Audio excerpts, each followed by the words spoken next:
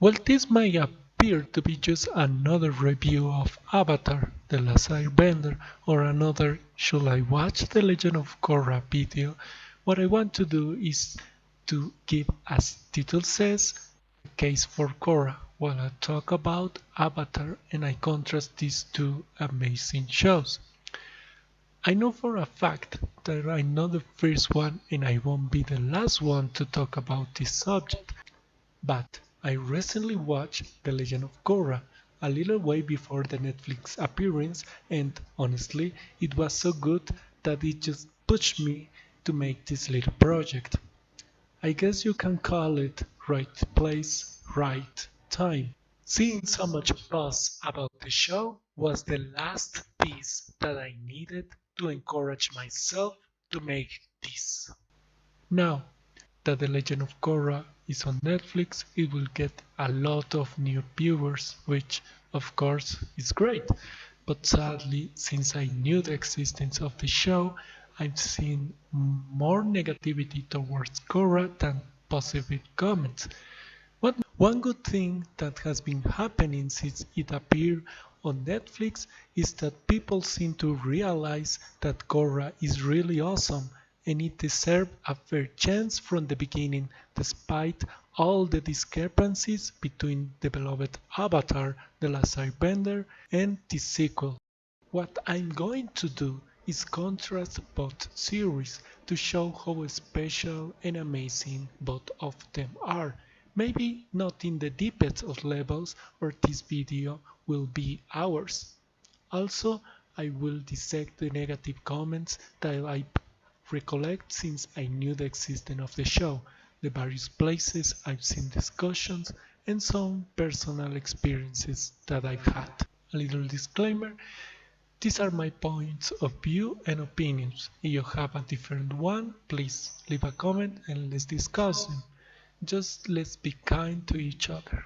Also, I want to add that I'll try to keep this video as spoiler free as possible to anyone that is willing to watch The Legend of Korra but haven't decided yet. Oh, and I haven't read the comics yet, so the information and arguments being used now are purely from the animated series. Let's start. For this video, I first decided to rewatch all the Avatar The Last Airbender series, and man, it was even better than I remember. The universe, the battles, the characters, the world that has been fleshed out, it's just great. I can fully understand why people dislike The Legend of Korra at first glance, but to the point of hating? No, that's a bit too much, especially for the arguments I've seen. To be honest, I see the same few issues that people have with Korra as the issues that people have with Boruto, Naruto Next Generation. Yes, I like Boruto. When I started watching The Legend of Korra, I noticed how different the world was. This world wasn't the mythical place that we saw before. Of course, it had its vibes, but surely it wasn't the same. I was a bit shocked about how everything changed since we last saw Aang and his friends defeat the Fire Lord Osai. This is the first point I want to talk about, how the world has changed in just one series. One thing that I love about The Last Airbender is the intro sequence. It always stuck with me, even if it just was a kind of a voice-over of what was happening in this world. But the final shot of Aang looking at the horizon tells you so much about the show you are watching. We don't know anything about this world when we first watch Katara and Sokka meet Aang. We discover it with them. Yes, Aang knew so many places, has so many memories that changed over those 100 years, but Katara and Sokka didn't travel that far and we discovered with them this magical world. The final shot of the intro tells you that you are going into this journey. You're going to discover this vast world with so many creatures, powers, and cultural rhythms. The Legend of Korra, on the other hand, has its established world, or at least we have in our heads that the world we are starting to get into is the same, filled with troubles and discoveries. Yes, Korra has this, but the world, the story, is not just the same. So at first, at least for me, I felt a bit overwhelmed by it, until I put my mindset recognizing that this new story is about the world that Aang and his friends left this new avatar. This leads me to the second point, and it's a bit of a spoiler. We won't be seeing much of Aang, Katara, Sokka, Toph, or Zuko. I know. I also had the expectation that we will be able to see so much of what happened after the ending of the last Airbender. But we get into this new story. This is the story of the new Avatar. And no matter how much we love the last Airbender, their story ended already. Although I've heard that a few things get to be expanded in the comics. We have to accept that this new girl, that apparently is really arrogant and annoying, is the new Avatar. In some way, you could say that she has to deal with the legacy of Aang, and believe me, she kind of does, and wants to do so. The fans have not been really kind understanding that aspect. But hey, Korra, as well as the new characters that we get to know through the series, are also lovely, heartwarming, and likable. To finish this point, I like to talk about how, again, the opening sequence shows our new avatar looking to capital city and behind her the huge Aang statue. She knows she will have to deal with the legacy of one of the best avatars in history. Now that I'm talking about the characters, the next point will be the villains.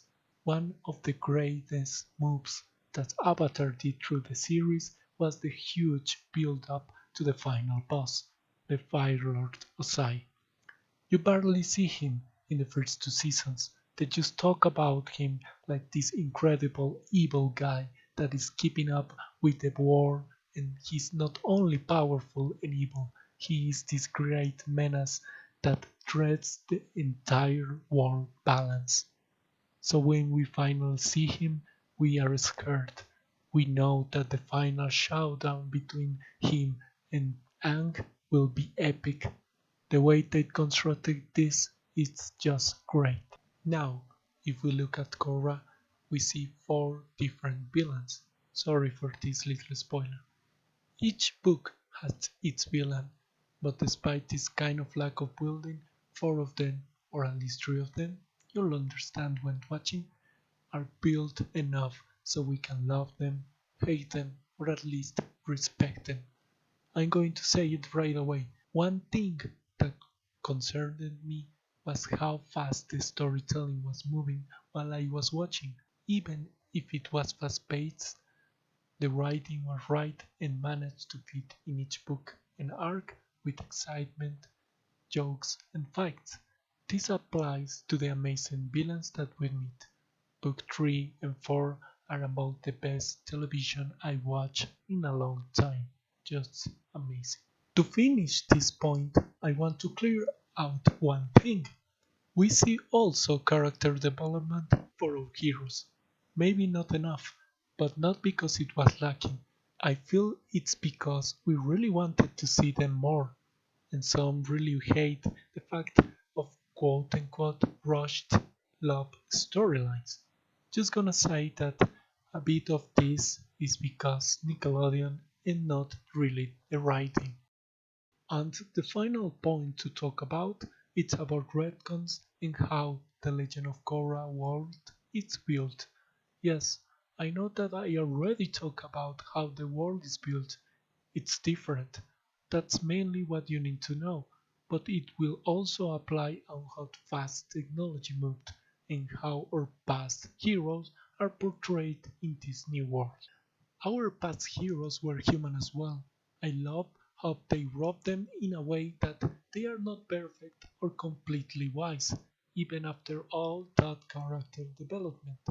In Korra, they are constructed in a very human way. We might dislike how, in a way, the ones that we loved aren't these ideal fantasy beings. They still had to deal with their adulthood and the world post-war that needed to be rebuilt and, let's say, balanced. And about retcons, this one is an issue that I've seen recently. The Legend of Korra is able to deepen into the ways how the entire universe of Avatar is built. We see the story of the first Avatar and a few other things that for some might have been out of place, maybe book 1 and book 3 for example. But I like to think that the creators managed to build an amazing universe. Of course, the last Airbender, and they, at the moment, didn't know how big it was going to be. Then they were able to expand it with comics and this sequel. We just have to be more open about how the world was and is constructed. But so many people have issues with inconsistency when most things are well thought out and supported. If you think it slowly, you'll see how much of the negativity comes from the fact that people wasn't willing to accept this entire new story, new characters, and a little of our past heroes. I find it a bit ironic because of the philosophy of the series comes from the idea of change and balance, being this second one so prominent in the sequel. I am aware that some of the main issues that people have with the show are not covered here, or at least expanded. Some are not worth to talk about, like the final scene that at the time of airing it was heavily disliked. Other things like the origins of the first Avatar, the specific construction of the characters, especially Korra, I like to dissect and talk about them in a future video.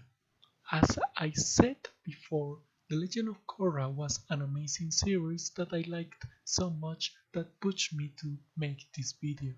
But not only want to defend and push others to give Korra a chance. How the story arcs of each book, especially the last two, really inspired me to talk about the series as a whole.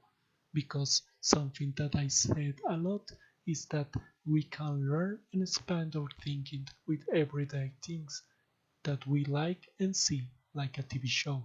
And that's what I like to do in a future video, talk about the philosophy of the show, arcs and even characters. Thanks a lot for watching. This first installment is just a tiny step for me.